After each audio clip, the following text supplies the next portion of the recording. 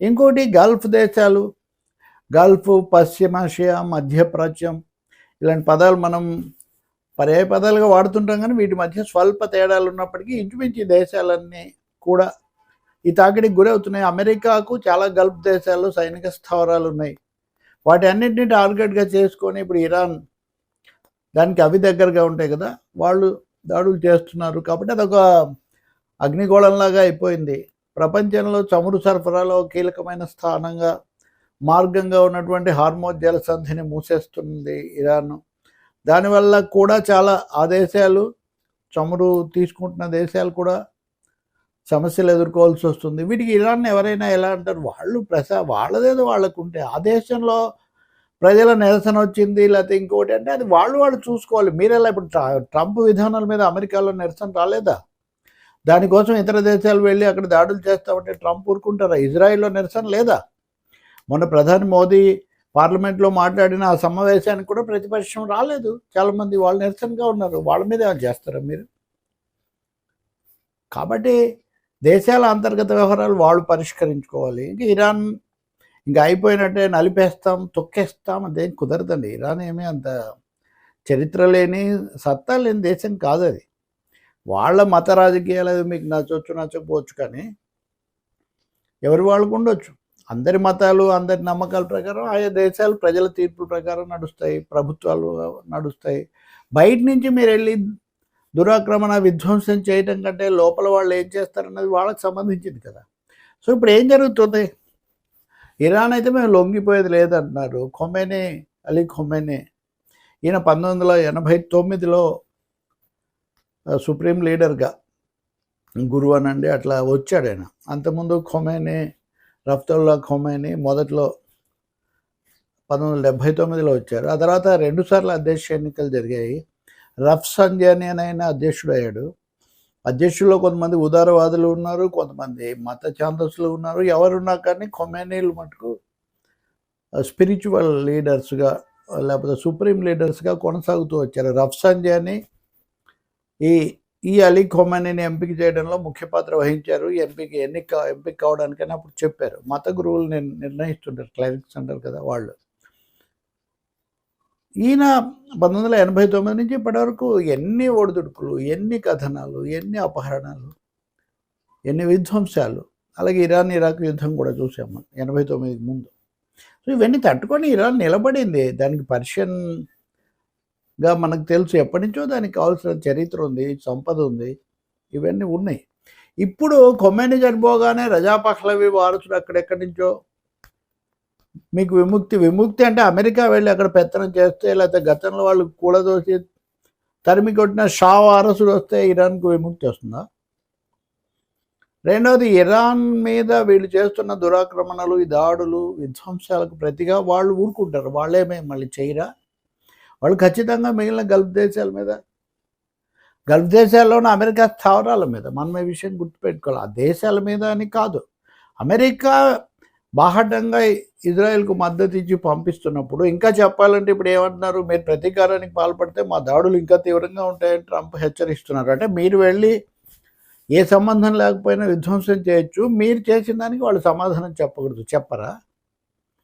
కాబట్టి ఇరాన్లో జరుగుతుంది చాలా చాలా ఘోరమైన విషయం. ఇదే సమయంలో సోషలిస్ట్ క్యూబాను ఆక్రమించుకుంటాను అని కూడా ట్రంప్ ఇప్పుడు బీరాలు పలుకుతున్నారు. ఎక్కడెక్కడ ఏమేమి ఆక్రమించారు, ఎంతవరకు వెళ్ళగలరు అనేది ఆఫ్ఘనిస్తాన్లో అర్థమైంది, ఇరాక్లో అర్థమైంది, ఇప్పుడు వెనిజులాలో అర్థమవుతూ ఉంది, అలాగే ఇక్కడ కూడా అర్థమవుతుంది. కాబట్టి ఖచ్చితంగా ఈ దురాక్రమణను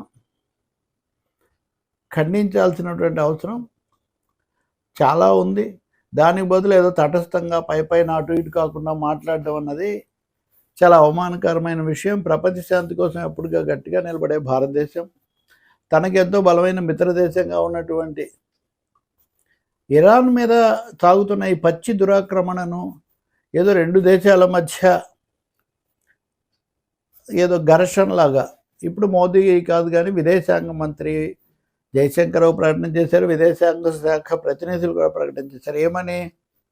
దేశాల యొక్క సార్వభౌమత్వము, తటస్థత వాటిని ఏమి భంగం కలిగించకూడదు. ఎవరు ఎవరిని అంటే ఇప్పుడు ఇరాన్ వెళ్ళి ఇజ్రాయెల్ ఏమైనా చేసిందా? చేయలేదు కదా. హెచ్చరికలు చేసింది, బెదిరించింది, విరుచుకుపడింది, విధ్వంసం చేసింది. ఇజ్రాయెల్ తప్ప ఇరాన్ ఏం చేయలేదే. వాళ్ళు చేసిన దానికి వాళ్ళు సమాధానంగా చేసి ఉండొచ్చు.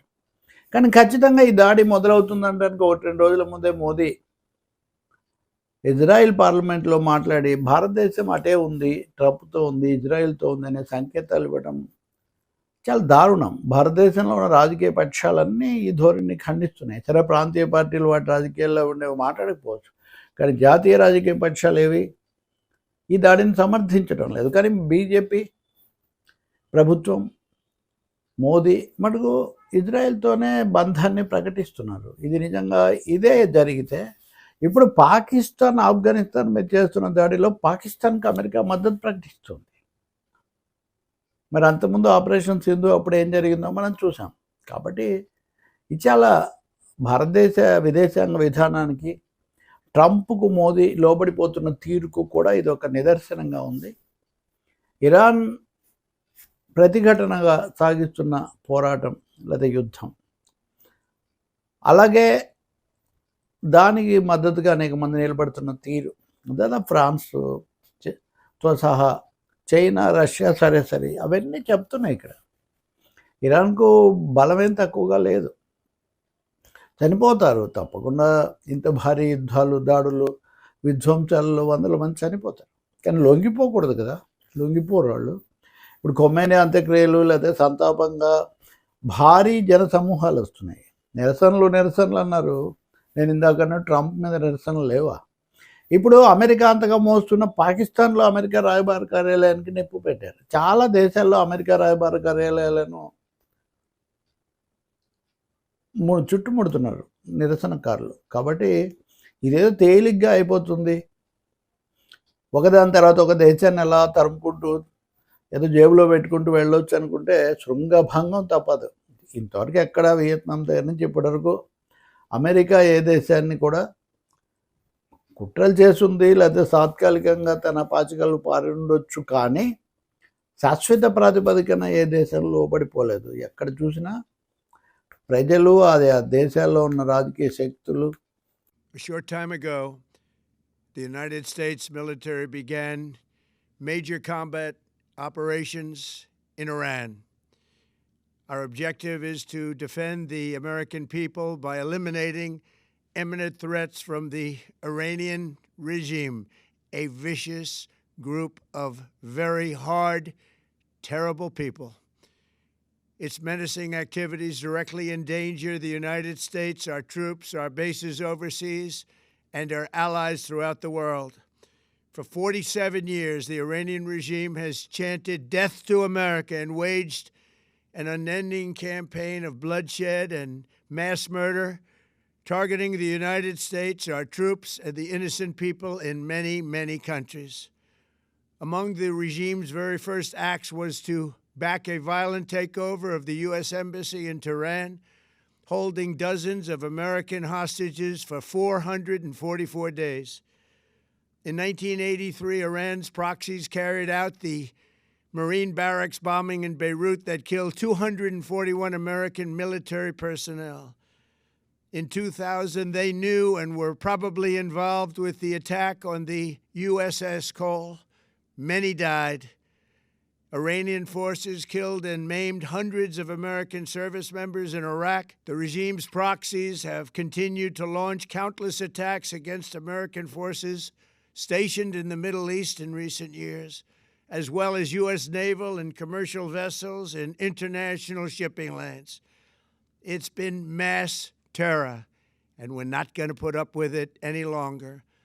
From Lebanon to Yemen and Syria to Iraq, the regime has armed, trained, and funded terrorist militias that have soaked the earth with blood and guts.